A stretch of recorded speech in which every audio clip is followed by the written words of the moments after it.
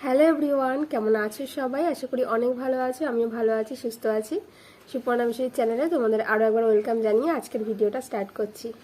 তো আজকের video title thumbnail দেখে বুঝতে পেরেছো আশা করি যে আজকে ভিডিওটা কী নিয়ে করছি বা কিছু। তো আজকে কিন্তু আমি তোমাদের সাথে কিছু কথা শেয়ার করব। তো আজকে আমি তোমাদেরকে বলবো বেবির মুভমেন্ট সম্পর্কে। মানে আমার এই এখন 7 মাস প্রেগনেন্সি চলছে, তোমরা অনেকেই জানো। আর আজকে মানে একটা দিদিভাইও কমেন্ট করেছিল সকালবেলা যে দিদিভাই তোমার বেবি কোন পাশে বেশি নড়াচড়া করে বা মুভমেন্ট করছে কিনা। তো আজকে কিন্তু সেই নিয়েই তোমাদের সাথে কথা বলবো বা আলোচনা করব। তো চলো দেখতে থাকো, ভিডিও কন্টিনিউ করতে থাকো স্কিপ না করে। সবার প্রথমে তোমাদেরকে বলবো বেবি মুভমেন্ট কত মাস থেকে বোঝা যায় প্রেগনেন্সির সময়। তো অনেকের ক্ষেত্রে কিন্তু মানে 4 মাস থেকেই বেবি মুভমেন্ট বোঝা যায়, মানে মায়েরা ফিল করতে পারে যখন তাদের প্রেগনেন্সির 4 মাস চলে। তো 4 মাসের পর থেকে কিন্তু অনেকে সেই জিনিসটা ফিল করতে পারে যে না আমার বেবি নড়াচড়া করছে, হালকা হালকা সেটা অনুভব করা যায়। আবার অনেকের ক্ষেত্রে কি হয়, বেশিরভাগ মানে মোটামুটি 70-80% মায়েদের ক্ষেত্রে কি হয়, তারা 5 মাসের পরে থেকেই কিন্তু এই জিনিসটা ফিল করতে পারে। তো সেম কিন্তু আমিও। তো আমি কিন্তু 4 মাস থেকে কিছুই বুঝতে পারিনি, মানে কখনো সেটা আমার মনে হয়নি বা ফিল করিনি আমি। তো আমার যখন 5 মাস প্রেগনেন্সি চলছে, তো 5 মাস 2 সপ্তাহ যখন, তো তখন একদিন মানে সকালবেলা ধরো 10টার দিকে আমি খাওয়া দাওয়া করি বেশিরভাগই, তোমরা জানো। তো 10টার দিকে আমি খাওয়া দাওয়া করে তারপর 10:30 11টার দিকে না আমি বাইরে ছিলাম, বসেছিলাম। তো হঠাৎ করে যেন মনে হলো যে পেটের মধ্যে কি একটা নড়ে উঠলো। তো এরকম দুবার হয়েছে। তো আমি ভেবেছি হয়তো মনের ভুল বা অন্য কিছু, হয়তো কোনো কারণে নাকি শরীরটা এমনি এরকম লাগলো, বুঝতে পারিনি আমি। তো তারপরে না 2-3 দিন পর পর এরকম হলো, একদিন বিকেলবেলা, আরেকদিন দুপুরবেলা। তো এরকম 2-4 দিন হলো, তারপরে গিয়ে আস্তে আস্তে বুঝতে পারলাম যে না সত্যি হয়তো বেবি মুভমেন্ট করছে। আর তোমরা জানো যে এই ফিলিংসটা মানে কতটা আনন্দের বা সুন্দর। তোমরা যারা মা হয়েছে অবশ্যই জানি যে এই জিনিসটা বুঝতে পারবে তোমরা সবাই। তো আর তার আগে মানে তার 2 সপ্তাহ আগে আমি কিন্তু ডক্টর দেখাতে গিয়েছিলাম, যখন আমার মানে জানো যে প্রতি মাসেই কিন্তু ডক্টর দেখানোটা উচিত এই সময়। আর আমিও কিন্তু প্রত্যেক মাসেই ডাক্তার দেখাতে যেতাম। আর আগের মাসে যখন আমি গিয়েছিলাম, মানে যখন আমার 5 মাস প্রেগনেন্সি পড়েছিল, তো তখন আমি গিয়েছিলাম। তো ডাক্তারবাবু আমাকে জিজ্ঞেস করেছিল যে তুমি কি বেবি মুভমেন্ট বুঝতে পারছো। তো তখনও কিন্তু আমি বুঝতে পারিনি যখন আমার 5 মাস চলছিল। তো আমি বললাম যে না। তো তারপরে কিন্তু আমাকে বলেছিল ডাক্তারবাবু যে এর পরের মাসে যখন তুমি আসবে তোমাকে আবার জিজ্ঞেস করবে, আর তুমি বাড়ি গেলে কিন্তু এবার ভালো করে একটু মানে খেয়াল রাখবে যে এরকম বেবি মুভমেন্ট করছে কিনা। যদি করে তাহলে আগামী মাসে এসে আমাকে কিন্তু অবশ্যই জানাবে। যেহেতু আমার 5 মাস হয়ে গেছিলো, আর বেবি মুভমেন্টটা 5 মাসের পর থেকে ভালোভাবে বোঝা যায়, মানে প্রত্যেক মায়েরাই কিন্তু এটা বুঝতে পারবে। আর অনেকের ক্ষেত্রে কি হয় 4 মাস হয়ে গেলে অনেকে বুঝতে পারে। তো আমি কিন্তু 4 মাসে কিছুই বুঝতে পারিনি, যেটা সত্যি কথা। আমি 5 মাস যখন 2 সপ্তাহ, তারপর থেকে আমি আস্তে আস্তে বুঝতে পারলাম।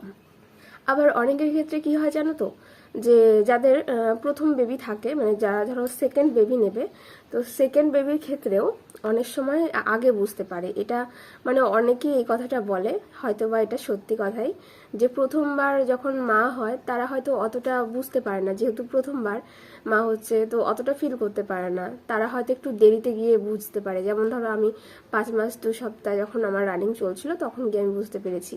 কিন্তু অনেকের ক্ষেত্রে কি হয়, প্রথম একটা বাচ্চা থাকলে তারপরে যখন সেকেন্ড বেবি নিতে যায় তখন কিন্তু তারা নাকি মানে প্রথম বেবির তুলনায় আগে বুঝতে পারে সেই জিনিসটা, সবাই যেটা বলে আর কি। তো আমি সেটা জানি না, মানে আমার তো এটা প্রথম বেবি, তো ওই কারণে আমি 5 মাস 2 সপ্তাহ যখন আমার চলছিল তখন আমি বুঝতে পেরেছি। তারপর থেকে কিন্তু আমি কন্টিনিউ বেবি মুভমেন্টটা আরও ভালোভাবে বুঝতে পারলাম যত দিন যাচ্ছিল। তো প্রথমে তো বললাম যে 5 মাস মানে পর থেকে আমি সেটা বুঝতে পারলাম। প্রথমে অল্প অল্প বুঝতে পারতাম, মানে ধরো দিনের মধ্যে 2-4 বার, যখন প্রথম 2-3 দিনের কথা বলছি আমি। তো তারপরে কিন্তু মানে 2-1 সপ্তাহ যাওয়ার পর থেকে মোটামুটি 10 বার 12 বার 20-25। তো আর এখন জানো যে 7 মাস প্রেগনেন্সি চলছে, 5 মাসের পর থেকে এই 2 মাস আরও বেশি ভালোভাবে বুঝতে পারছি। আর প্রত্যেকটা মাই কিন্তু এই সময়টা বেশি ভালোভাবে বুঝতে পারে। আর তোমাদেরকে একটা কথা বলবো যে এরকমভাবে মানে 5 মাসের পর থেকে তোমরা তো বুঝতে পারবে। আর যদি কেউ যে 5 মাস বা 5.5 মাস 6 মাস হওয়ার পরেও যদি কেউ বেবি মুভমেন্ট ফিল না করতে পারো, তোমরা কিন্তু অবশ্যই ডক্টরের সাথে একবার আলোচনা করে নেবে এই বিষয়ে।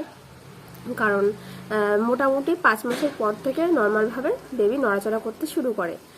আর যদি এরকমভাবে ধরো নড়াচড়া করছে মানে 5 মাস 6 মাস, তো তারপরে যদি কোনো সময় 7 মাস 8 মাস 9 মাসে গিয়েও যদি মাঝামাঝি সময় যদি ধরো 2-4 দিন ধরে নড়ছে না বা বেবি কোনোভাবেই মানে মুভমেন্ট করছে, তুমি কোনো ফিলই করতে পারছো না, এরকমটা যদি হয় সেটার ক্ষেত্রেও কিন্তু তোমরা অবশ্যই ডাক্তারবাবুর সাথে একবার কথা বলে নেবে। কারণ দেখো বেবি যখন মুভমেন্ট করে তারপরে হঠাৎ করে যদি থেমে যায় সেটা একটা চিন্তার বিষয়। আর ডাক্তাররা কিন্তু সবসময় এই কথাটা বলে থাকেন যে হঠাৎ করে যদি বেবি নড়াচড়া করা বন্ধ করে দেয় সেক্ষেত্রে কিন্তু একটু মানে ভয়ের বিষয় আছে, সেক্ষেত্রে তোমরা কথা বলে নিতে পারো। আর খেয়াল রাখবে প্রতিদিন যে কতবার নড়াচড়া করলো বা কন্টিনিউ সেটা করছে কিনা। তো এই জিনিসটাই তোমাদের সাথে শেয়ার করলাম। আর আমার ক্ষেত্রে কি হয়েছে জানো তো, মানে প্রত্যেকটা দিন আমার বেশিরভাগ সময়টা আমি যেটা বুঝতে পারি, ঘুম থেকে উঠলে, মানে এখনের কথা বলছি, আমি ঘুম থেকে উঠলে যখন আমি জেগে যাই তখন একটা বুঝতে পারি, মানে সকালবেলা ধরো 6টা 6:30 7টা এরকম এই সময়টা বেশিরভাগ বুঝতে পারি যে নানু উঠছে। তারপরে গিয়ে সকালবেলা খাওয়া দাওয়া করার পর যখন আমি গিয়ে এরকমভাবে শুই, মানে টান টান হয়ে যখন শুই না একটুখানি, তখনই বেশি ভালোভাবে আমি ফিল করতে পারি। যখন কোনো কাজে অ্যাক্টিভ থাকি তখন অতটা ফিল করতে পারি না, মানে তখন আমি বুঝতে পারি না, সত্যি কথা বলতে হয়তো তখন নড়াচড়া করে না অতটা বেশি। কিন্তু যখন ধরো চুপচাপভাবে বসে রয়েছি, ধরো যে এখন যেমন বসে রয়েছি বা একটু শুয়ে রইলাম, দুপুরবেলা খাওয়া দাওয়ার পর একটু বিকেলে যদি একটু শুলাম আধ ঘন্টা 1 ঘন্টার জন্য, তো ওই সময়গুলোতে, তারপর সন্ধ্যের পরে, তো ওই সময়গুলোতে আমি না খুব ভালোভাবে বুঝতে পারি। আর তোমরা মানে কিভাবে বুঝতে পারছো কি না পারছো, আর কার কত মাস প্রেগনেন্সি চলছে বা তোমাদের বেবির মুভমেন্ট কেমন, অবশ্যই আমার কমেন্ট বক্সে জানিও কিন্তু নিচে। আর আজকের ভিডিওটা আর বেশি বড় করব না, তো এটাই তোমাদের সাথে শেয়ার করা ছিল। তো দুটো দিদিভাই আমার কমেন্ট করেছিল যে তোমার বেবি মানে কবে থেকে মুভমেন্ট করছে, আমি বুঝতে পারছি না কি কোন সাইডে বেশি নড়াচড়া করে, তো এইসব কিছু বলে দিলাম। আর এটা বলা হয়নি কোন সাইডে বেশি নড়াচড়া করে, তো আমি প্রথম থেকে না বাঁ সাইডে বেশি ফিল করতাম, তো এখনো পর্যন্ত সেটা। আর এখন তো যত দিন যাচ্ছে এখন তো পুরো মানে পেট জুড়েই এখন এই জিনিসটা বুঝতে পারি, মানে এই দিকে ওই দিক বলে কোনো কথা নেই, সব দিকেই এখন বোঝা যায়, যেহেতু আস্তে আস্তে ও বড় হচ্ছে, তো সেই কারণে। তো এটাই বলার ছিল। আর মানে যখন পাশ ফিরে এরকমভাবে শুই না, মানে বাঁ দিকে কাত হয়ে শুই, মানে আমার সবাই বলে জানো যে ডাক্তারবাবুরা কিন্তু বলে যে বাঁ কাত হয়ে শোবে তাহলে খুব ভালো। ওই বাঁ কাত হয়ে যখন শুই তখন বেশি মানে বুঝতে পারি আমি আরও। আর এমনি তো সবসময় মানে বেবি মুভমেন্ট করছেই। তো কেমন লাগলো আজকের ভিডিওটা অবশ্যই অবশ্যই কমেন্ট করে জানাবে। আর নেক্সট টাইম আরও অনেক ভিডিও দেব, তোমাদের যদি কিছু জানার থাকে বা মানে আমাকে বলার থাকে অবশ্যই কমেন্ট করে জানাতে পারো বা বলতে পারো। আর কি ধরনের ভিডিও চাও তোমরা সেটাও আমাকে জানাতে পারো, অবশ্যই তোমাদের মানে কথা রাখার চেষ্টা করব। তো আজকের ভিডিও এখানে শেষ করছি, টাটা। নেক্সট টাইম আবার খুব তাড়াতাড়ি দেখা হচ্ছে তোমাদের সাথে, দেখতে থাকো ভিডিও।